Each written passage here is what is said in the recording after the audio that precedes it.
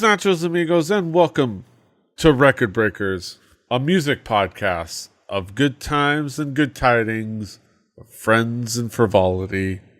We're a bunch of friends gathered together to talk about music, share an album with each other, an album at a time, one at a time, like a little book club for music. It's super fun. I'm Peter Rabe, your man with no plan. Here with me is my team, my squad, my crew. We've got Brett. Star of Brett Hibbard Combat Basketball. Yes. We've got Drew. Hi.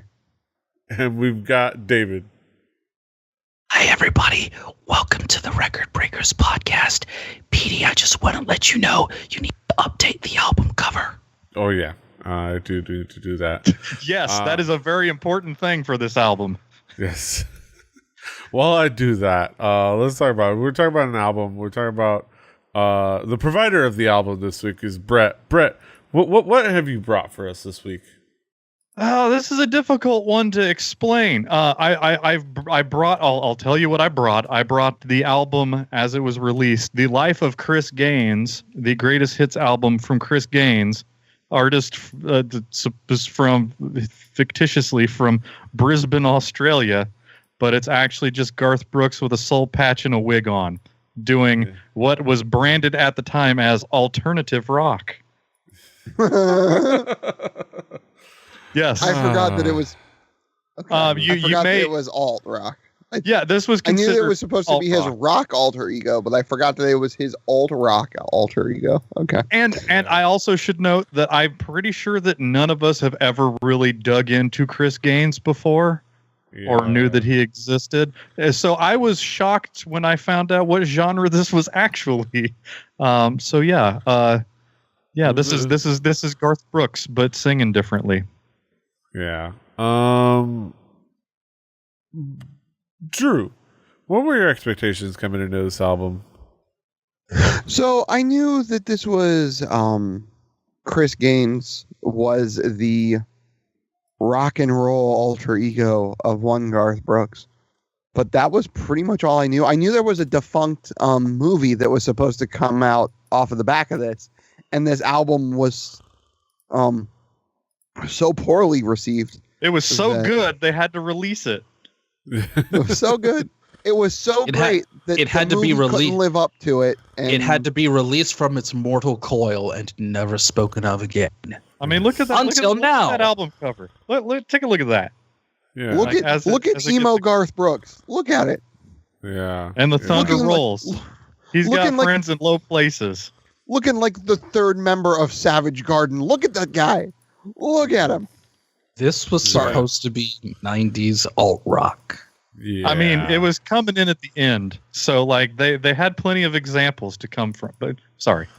Yeah, but yeah. They had plenty of examples, and this is what came out of it. David, what were your expectations coming into this album? I had successfully wiped Chris Gaines from my memory because I only have a vague memory of Chris Gaines's performance on Saturday Night Live, in which Brooks was the host of that episode. Take that, Childish Gambino. But other than that, all I knew was that this was supposed to be Garth Brooks trying to do something different from his regular style, and it was not received very well. So I'm coming into this essentially blind, but I love Brett's album selections, so I come in with open ears and an open heart. So just some perspective. We talk about how it wasn't quote unquote received well and not well. It did go double platinum. And platinum in Canada as well. Platinum in Canada. Charted at number 2. And it has 2 songs that are one song that the single that it had Garth Brooks's. It had Garth Brooks's highest chart toppers, like on the Billboard Top 100. Like, yeah. I'm not saying it didn't sell. Yeah, it sold. People were interested. Well, the general public were like mixed. It had some favorable reviews. Mojo gave it a favorable review. So there's that. Pitchfork. What Pitchfork have to say about Mojo Chris Rock. Gaines? Yeah. People were definitely interested. That's the word you can use. It Yes. was certainly interesting, P. Rave. Yes. yeah. Hashtag interesting. Brett, how would you describe this album musically? Well, like we said, this album did chart at number 2 in the U.S. and Canada, and it went platinum in Canada and double platinum in the States. So, like, this album is probably easiest for someone. Like, the other thing is, this has almost been completely wiped from history. You can't find the music videos anywhere. You can't find the album just about anywhere. Like, if you look hard enough, you can find it. It ain't on Spotify. It ain't on Google Play. It ain't on Amazon. Like, you can go to Daily Motion and you can't find the music videos. It's hard to find you can find the Saturday Night Live episode that he was on, because I remember the reruns and there are things about this album that are pretty strange, which I don't know if it was because this album is so entirely forgettable that it just didn't take off, or if Garth is paying somebody to wipe it from the internet, because this is nuts. That, like, I went out of. I'm pretty good at sleuthing. And I was going to say about this, Brett. I was going to say, who knew Garth Brooks had that much power? But then, yeah, I would imagine Garth Brooks would have much power. This album came out about 5 years before, like, the ability to wipe things from existence stopped being available to artists. Yeah. If you think Garth Brooks is not that powerful, Garth Brooks created Stadium Country, like one of the biggest, like, ridiculous forces in music right now. Stadium Country. It was Garth Brooks's fault. Like, and the reason. Yes. And I would say the reason that this album sounds like a pop album is because, hey, those country guys were all doing pop music. Oh, yeah. Just with a drawl and a hat.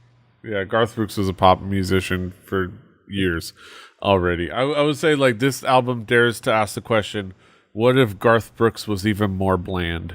I mean, this album also, like, it's Garth Brooks trying to be an Australian guy, but anytime that his voice is at the normal range where he's actually singing for country music, you're hearing you're hearing Garth come out. Like, there's no, like, he's countrying his vowels up in a way that, like, so it's like if you ever wanted to hear, like, Garth Brooks trying to sing, you know, the guy whose vocals are I Got Friends in Low Places, which you've heard a million times at karaoke. Like, this is not like a tour de force of vocals. Have you been at my karaoke? Are you saying have you been to my karaoke? Because you're speaking the truth. You're speaking too much of the truth. But yeah, Drew, how would you describe this album musically?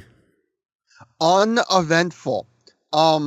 Is the best word I can use to describe this entire album. It sounds like a cookie cutter 90s pop rock album.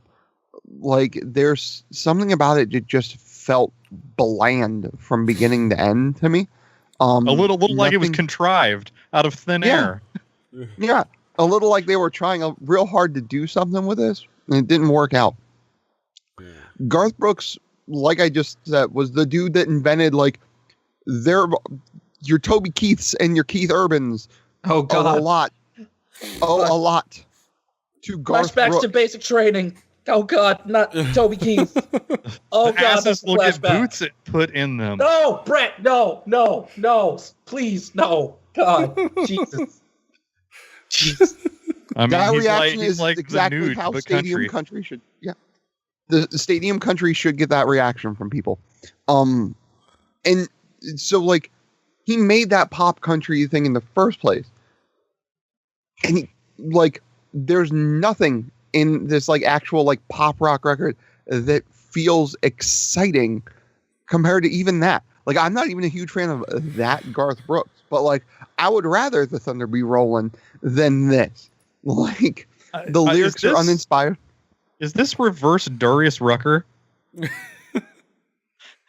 Sorry. This is, but I would take Darius Rucker's. It seems like Darius Rucker's country career has been pretty well received, hasn't it? Yeah, no. Darius Rucker Darius Rucker has interest. Yeah. That's the thing. Hootie and the Blowfish was always a stone's throw away from country anyway. Like, Darius Rucker's voice was always right there. There were not a lot of people with that amount of melanin making country music, but there were it was digestible to the 90s pop crowd. Thank you, Darius Rucker, for surviving longer than the guy from the Counting Crows. And Chris Gaines. Yes. Thank you for your tender thank you for potato range. But yes, God, that was a great. That was a commercial. Yes, it was a great commercial. It was great. I hope Darius Rucker does more than should bring Darius Rucker on here at some point. Oh man, there's an album we should do. But I will say this: the album was bland. The album was boring. We've gone on tangents about Hootie and the Blowfish to not talk about this record. I will say this: as an experiment, as like a thought experiment of like, hey, we're going to put together this movie that we're going to have Garth Brooks star in. So we're going to put out this record before it to try to drum up hype. And then this is what comes out of it.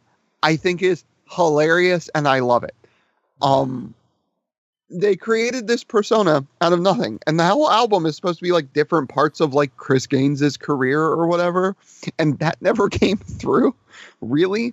It all sounds the same. Like 90s pop music. It all sounds like 1998 and 1999. Yeah. Uh-huh. Again, the idea of what you're trying to package up, the experiment of it, the weirdness of it, that album cover, that's, where is it? Right there? Here, hilarious to me. Oh, I'm too blown out. I can't I can't blue steel like Chris Gaines with his glue on soul patch. Right. Like that look hilarious. Like, and I love it for that. I just wish the music was as good as his the wig experiment. Yeah. The vision. Garth is bald as a motherfucker. Yes. The vision is solid. The execution is not. Not so much. Yeah, let's talk about it, David. How would you describe this album musically? Limp. I would use the word Biscuit? limp. Yo, that shit is limp. Yeah, Limp Bizkit is more remarkable than this. Let's see. How would I describe this? Remarkable, yes. Okay, guys. I thought this was supposed to be a 90s alt rock album. But me too. I thought that's what I thought, but it turns out that it sounds like Garth and the entire project, they really didn't know what they wanted to do. Did they want to do an album that sounded like The Wallflowers? Did they want to do an album that sounded like Harry Connick Jr.? It was the Wallflowers song. Yes. Oh, well, okay. We'll talk about it in the no, song. It isn't, but it is. Yeah, we'll talk about it and then when we talk about the tracks, but go on. But I'm glad you brought that up. Yeah. Like, was it The Wallflowers? Was it Harry Connick Jr.? Did Garth call Kenneth Edmonds, a.k.a. Babyface, to help him out with a few songs on this? None of this is remotely late 90s alt-rock. It's not even close. And yeah, I think that there might have been, for a second, I thought it was an actual Beatles cover, but it wasn't. Yeah. And just very lifeless and very limp is how I would say. Yeah. Yeah. This is like I said, what if Garth Brooks was even blander? Like, it was just 1999 as fuck. In many ways, but definitely not alternative rock. This was adult contemporary. Alternative rock. to rock. Yes. This is the modern adult contemporary of the late 90s. This is like the Verve pipe or Verve, whatever, the ones that did Freshman. This is like Matchbox 20, but the bland stuff. Like, this is like the boring. This Matchbox album 20. would have fit right along on the radio right after Sonny Came Home, Sean Colvin. This is like I'm hanging out in a J.C. Penney. Yeah. But let's talk about some key tracks, including the Wallflowers song. Key. What would be some of the key tracks? For The highlights. Well, I mean, we might as well talk about Unsigned Letter because, like, we're talking about that. It's like the Wallflowers song. You expect Godzilla to be walking around the background. It's literally one headlight. I literally sang the chorus to one headlight along with the chorus of the song. I went to the album credits for this, and I was certain it would have Jacob Dylan involved. I was certain of it. Yeah. Another thing you can kind of tell is a lot of these songs are kind of country music progressions, but that kind of country music, like there are a lot of like nothing in this album is the first time you've heard anything done in this album. Like including in Way of the Girl, the synths that came out of a Sega Saturn. Because holy crap, and probably the worst overdrive tone I've heard in a long time. Also, Garth was doing the I'm exhausted and making these vocals come out of my mouth is making me breathless, kind of thing. And that's always great. Lost in You was the hot chart topping single off of this album. And nothing says rock and roll persona like a baby making track. I swear Kenneth Edmonds made this song. This is a 1998 R&B song that they let Garth Brooks borrow. I'm certain of it. Well, every time I take Petey to Gen Con, we drive down the Kenneth Babyface. Is it Edmonds? Is that Edmonds? I went through through his memorial or his highway. So like I hope that he is not to blame for that because, man, Babyface, man. And Snow in July. Who wants an organ funk? Or like a band that everybody's old uncle would like sort of nod his head and be like, man, this local band sure knows how to play. And the most subtle wah guitar solo that I've ever heard. But you get like a sexy bass line, like a really, really nice funky one with big voice Garth on it. Like it's kind of a thing that if you want to hear Garth belt it out, quote unquote, it's kind of fun, man. Like we could go through every single song and be like, they made this was what they made. Yes. But yeah. Drew, what would be some of the key tracks for you? So that's the way I remember it. It's not the way I remember it, but there's nothing to it. Like there's nothing to it. It's jangly guitar and a light drum. Like there's like it and felt percussion. Like this, yeah. This is the dude that, like, as I've said multiple times, he's the dude that invented like the stadium country music idea. Like it's this guy, and this is the like this. Like imagine this in a stadium. Like you can't. Like it doesn't work. A countryman microphone. Yeah. He's the countryman. He is the countryman. Main Street. Main Street was the song where I almost thought, I was like, oh, Garth Brooks trying to do rock music. This is what it's going to sound like. That was the one time I was like, oh, now it kind of makes sense.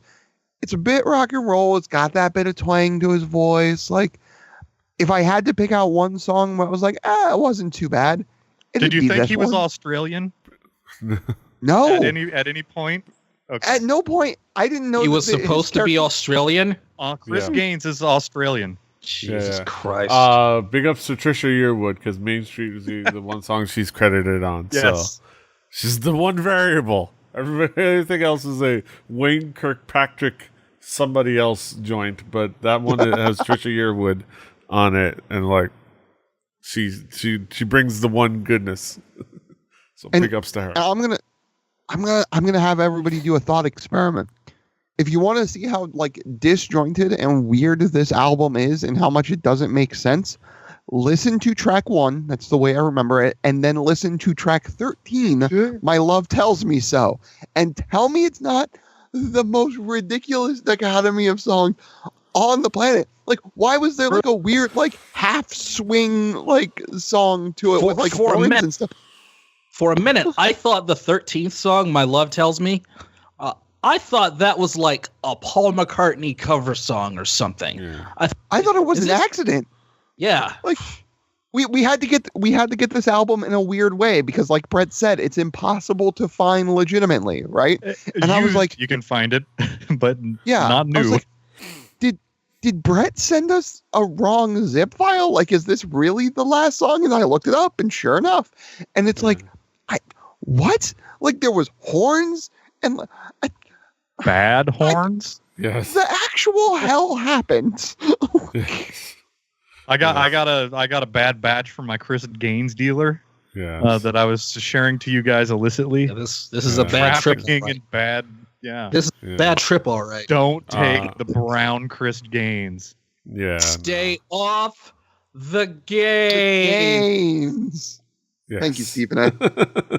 All right, Mr. Smith. David, what would be some of the key tracks for you?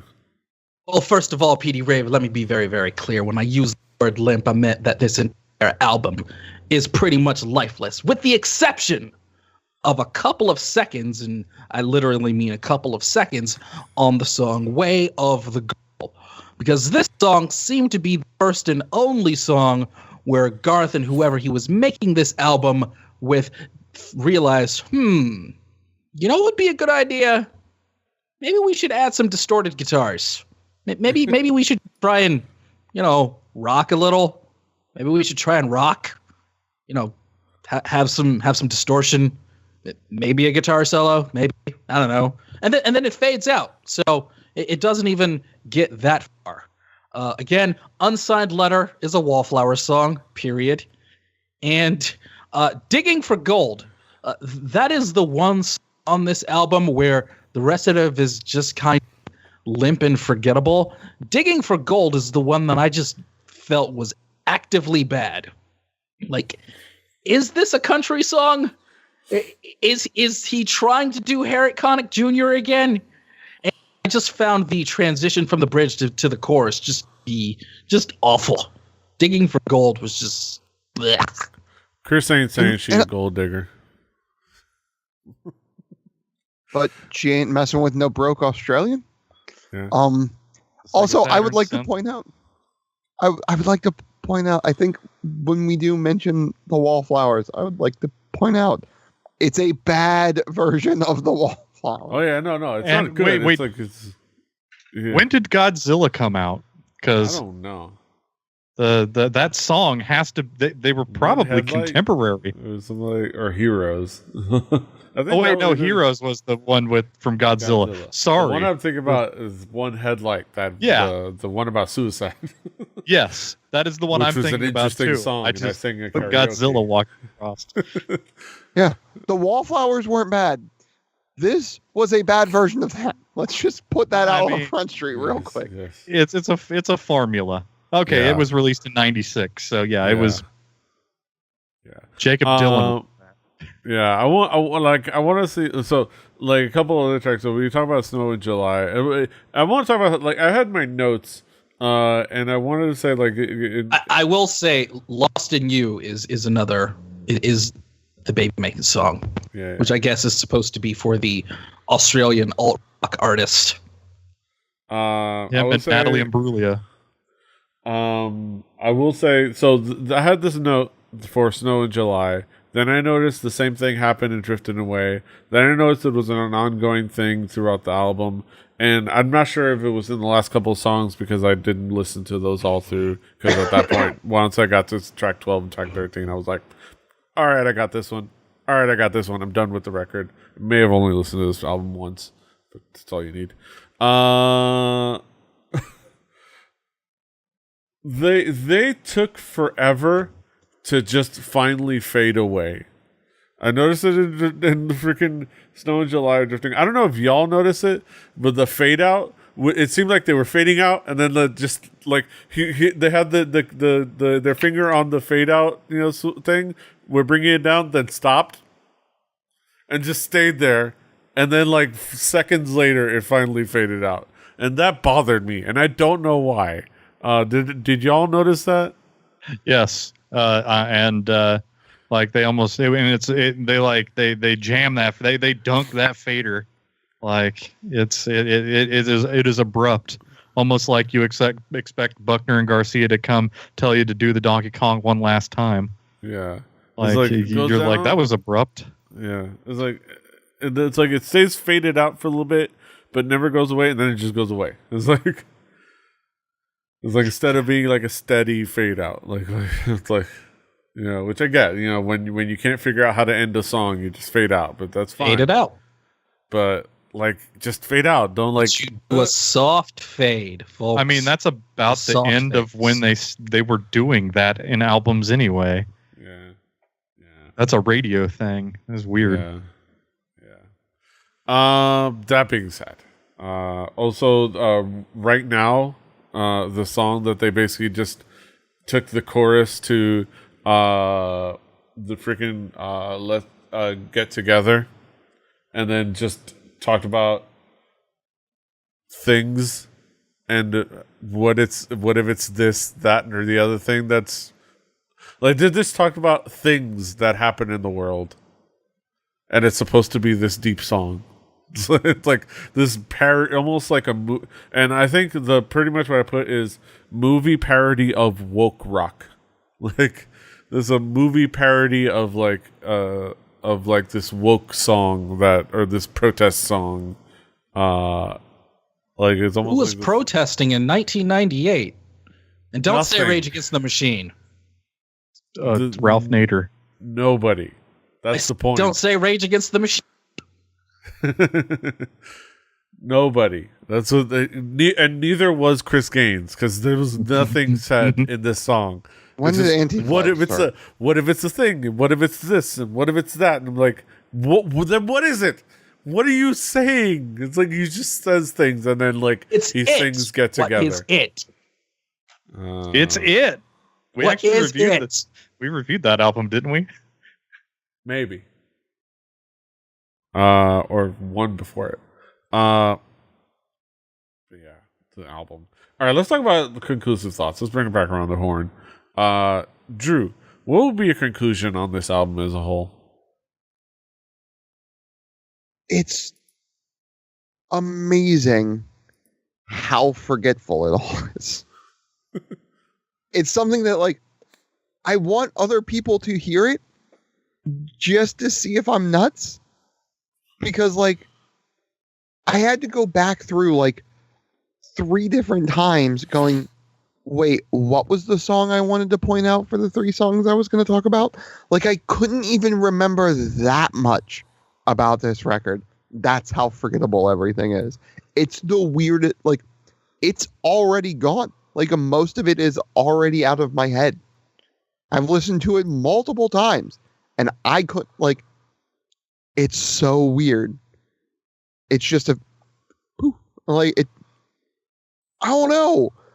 Like, I want other people to hear it just because it's so awful.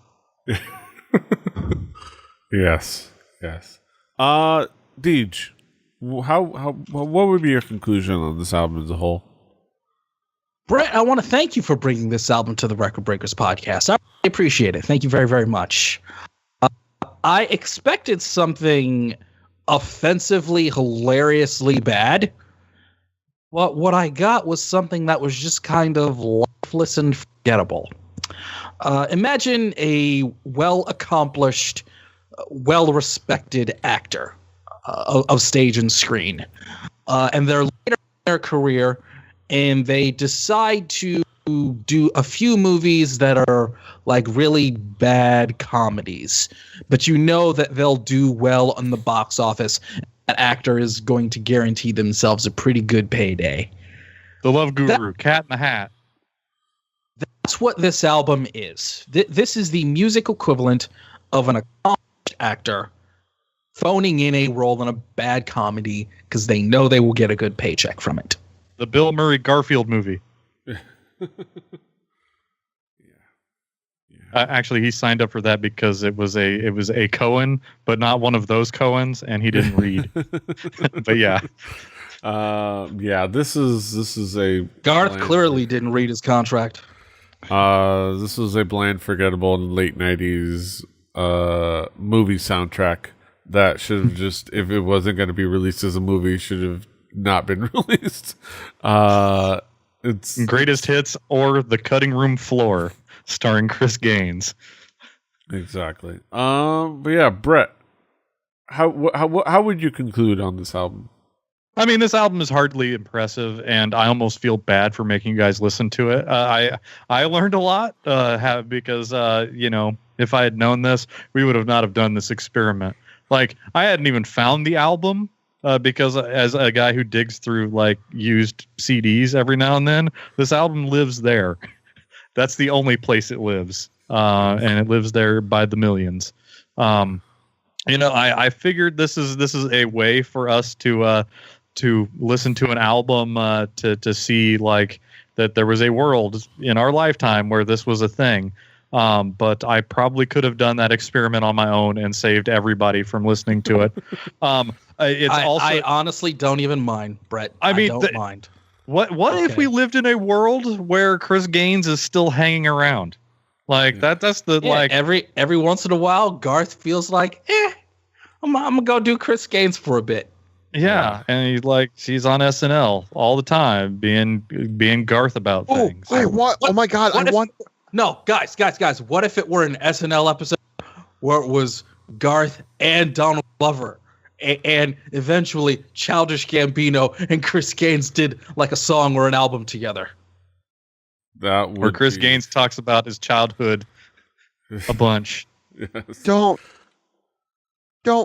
make Donald Glover's music bad by adding Chris Gaines. I mean, nothing like two guys named Donald and Garth to bring us everything that we need.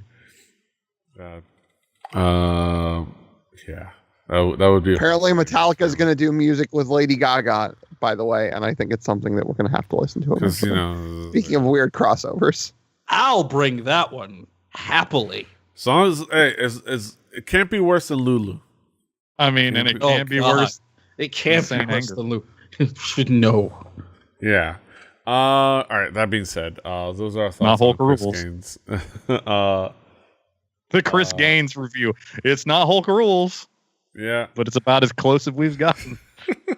God, it made Dale McBride feel interesting. I think I like this less than Glassjaw. At least Glassjaw. Okay, Glassjaw was remarkable in its abrasiveness.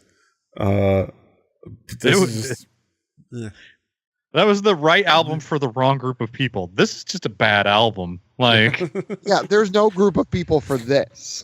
Yeah, like this Glassjaw is perfect for I the didn't. audience. Can you even listen to this ironically? Can you even riff on this ironically? It's just such a nothing album. Yeah, just nothing. All right. Let's get down to the nitty-gritty. Let's get down to the main event of the evening with our haiku reviews.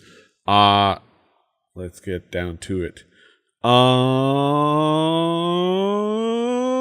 Freak out. Drew, what is your haiku? So chic. Collecting the hits. Can't believe I'm saying this. I'd rather have Garth. Yeah. David, what is your haiku? It's not offensive. It's really limp, blue-eyed soul. What was Garth thinking? Yeah. My haiku. Neither rocks nor rolls. Belongs firmly in its time. Fade out already. Brett, what is your haiku? There will come a day. Soul patches will come back. Chris will come back too. Yes. I thought you were going to say there will come a day where youth will pass And do away. a collab with Childish Gambino. What will they say You about heard it me? here first. That's right. At the Tender Crisp Bacon Cheddar Ranch. Yes. Now that's My Tender Crisp Bacon Cheddar Ranch. That's a musical masterpiece right there. Shout out to Darius Rucker. And French fry. He rhymed French fried potatoes, I think. Yeah. I don't know all the lyrics, but yeah, like. Yeah.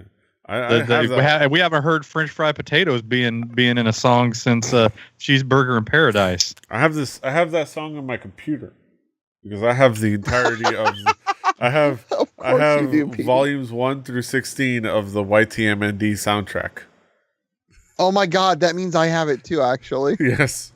I just realized I have all the YTMNDs as well. Yes. My belly starts a rumbling, and I'm jonesing for it's a right treat. up there. I think it's on the same album as I think it's on volume 1. It's on volume Tender crisp bacon cheddar ranch. Tender crisp bacon cheddar ranch.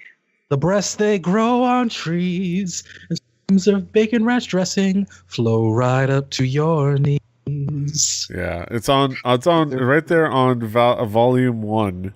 Which starts off with the intro and then starts off with Tubin Berger's Straight Ahead, Eric Pryd's Call on Me, Snoop Dogg's Drop It Like It's Hot, Baltimore's Tarzan Boy, The Simpsons A Fish Called Selma. Tarzan Boy. Heather Dale, This Endless Day, Darius Rucker, Tender Crisp Bacon, Ozone's Dragostea Dinte, aka Numa Numa. Muhammad Hassan's entrance theme. God, why? That was a YTMND thing. That was YTMND was a weird place, Deej. Yeah, that was the early days of internet memery. And that's weirder than my salty bet mix. Yes. Oh yeah, it was weirdness. But yeah, now again we're going on these tangents about YTMND and Darius Rucker because this album was so boring. But this album is not going to be on our Spotify playlist. Fuck no. And you aren't getting the doc that I shared. Yeah, you don't find it on your own or don't. Trust us on this one. I'll get it to you. If you want it, I'll get it to you. I'll get you that illicit Chris game. You do not get paid to do the home game. Stay off the games. But what will be, I believe, what will be on that Spotify playlist will be next week's record, and that's provided by Drew. Drew, what do you got for us next week? I'm gonna bring in my opinion, possibly the best guitarist to ever make a record. Raffi. He's a man I'm a big fan of.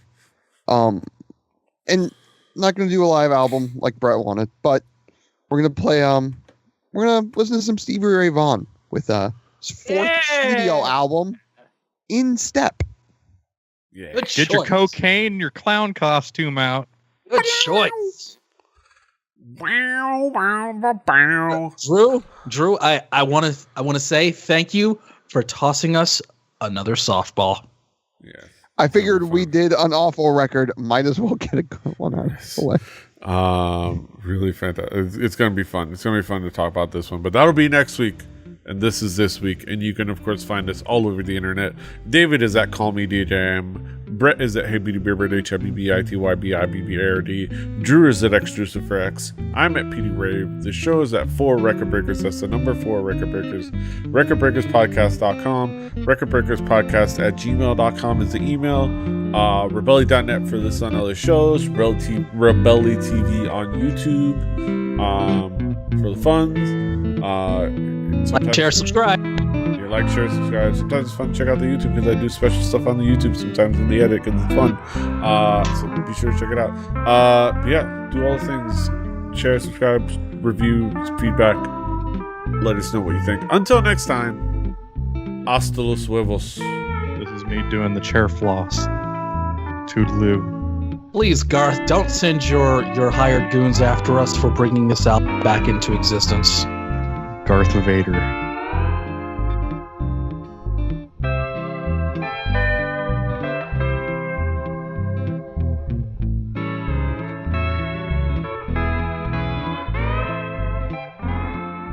Diamond Club hopes you have enjoyed this program.